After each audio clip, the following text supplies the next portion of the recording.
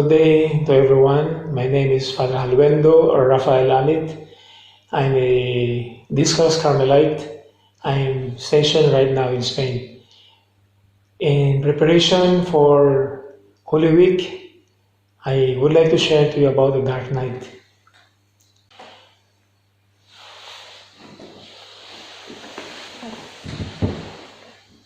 What are you going through right now?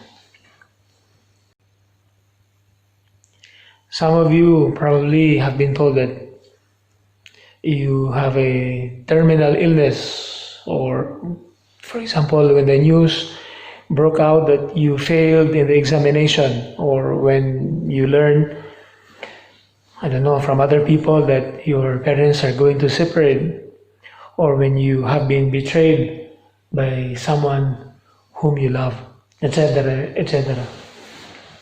What are you going through right now?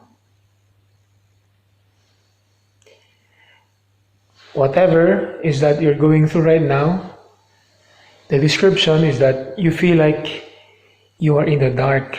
You feel like you are being trapped in a dark dungeon, or like you're going through a dark tunnel. As we approach Good Friday, we know that Jesus also experienced something so dark. It happens on the night at Gethsemane. Asking the disciples to accompany him, Jesus said, "My soul is deeply grieved to the point of death. Remain here and keep watch with me." Then he continues as he prays to the Father, "My Father, if it is possible, let this cup pass from me, yet not as I will, but as you will." In Matthew 26. It was a dark night experience, which happens in a dark night. The phrase dark night is a phrase originally used by the Carmelite doctor of the church, St. John of the Cross. It is originally the title of his poem, which is the story of his interior journey towards union with God. Now, John of the Cross uses his experience of the dark night when he escaped into the night after so many months of imprisonment, walking and wandering, but not knowing where he is going. The story of St. John of the Cross is also our story. In our life, we also experience something like this, something dark, something that happens like we are in the night. We are walking, but we do not know where we're going. We are in pain because we feel alone and abandoned by those whom we expect who will love us. And this is what Jesus felt. This is what St. John of the Cross experienced. Now, the person going through the dark night, he does not know what he is going through. He does not know what is happening. That is why it is important that someone is guiding you when you are going through something very difficult in your life, or at least you're talking to someone whom you trust, because the person in the dark night normally is not aware of what he is about to enter, or even if he's already inside, he does not know when it will end.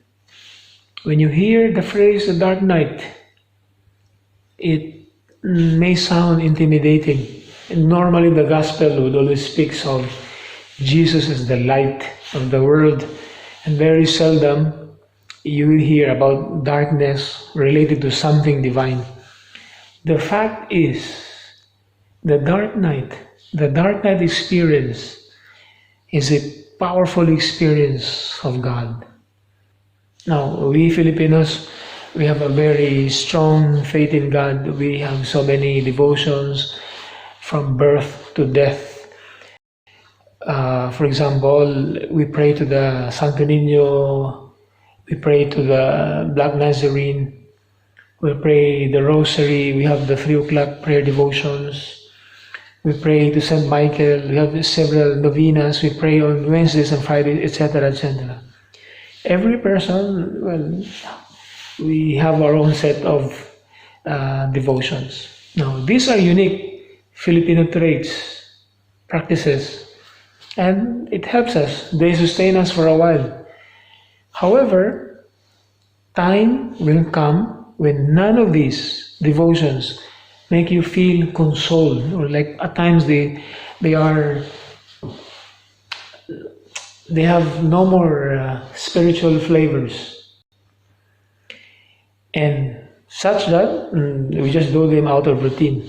Now, when John of the Cross speaks of the dark night experience, he means that the person is being healed from his sickness of egoism, purified from his corrupted, selfish perspectives, liberated from what binds or traps him from growing. Of course, these practices of devotions are just minimal, but imagine if you are attached to something bigger in your life. Because of sins, we have been wounded. Wounds brought about by the environment, the family, etc., etc. We have been corrupted, and so we need to be purified. We have been trapped by our own selfishness, and so we need liberation. These are the terms, the words St. John of the Cross would use: wounded, purified, and liberated. If somebody gives you a gift, for example, a pair of shoes, a cell phone, a laptop, or I don't know, a perfume, it is true that we enjoy the gift as we receive it, but we should not forget the generosity of the giver, the person behind the gift. What happens most of the time is that instead of acknowledging God, who is the source of all the gifts that we have, we get attached to the something or someone other than God. For example, in the forms of pleasures of food, sex, anything that satisfies our desires. Power can be control of people, politics, ranks, titles, achievements, or education. Possessions, new gadgets, new clothes, cars, houses, etc.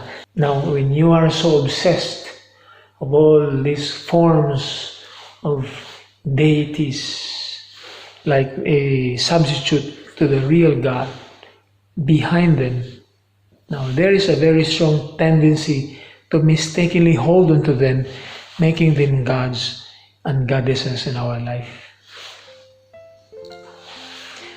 God, in the dark night experience, comes to purify the state of our soul because we have forgotten who really God is. God passively purifies the soul and leaves it as a preparation for divine union. From the height, I will now use the terms of St. John of the Cross, from the height of a blessed union with God, John of the Cross sings of his happiness at having escaped from himself and other enemies, disguised by a secret ladder at night in the dark. Now, what a person experiences in the dark night is a painful lack of deprivation, darkness in the intellect, dryness in the will with regard to the exercise of love, the emptiness of all the possessions and memory, and a general affliction and torment as a consequence. Fired by the urgent longings of love, the person begins to feel the emptiness, the sensation of going into the desert full of aridity and dryness. He feels alone and abandoned by the one whom he trusts to accompany him, the one whom he expects to love him. who can hurt us the most? Who can hurt you the most? Those whom we love the most. God, in His way of healing, purifying, and liberating, would seem to hurt you deeply in your soul, but only because He loves you so much. And so the next time you complain, the next time you feel spiritually empty or feeling abandoned by God, look deeper into your soul. You ask yourself, what is God's message for me in this present experience? Where is this experience leading me? And most likely, it is God who is at work through a dark night experience in your life.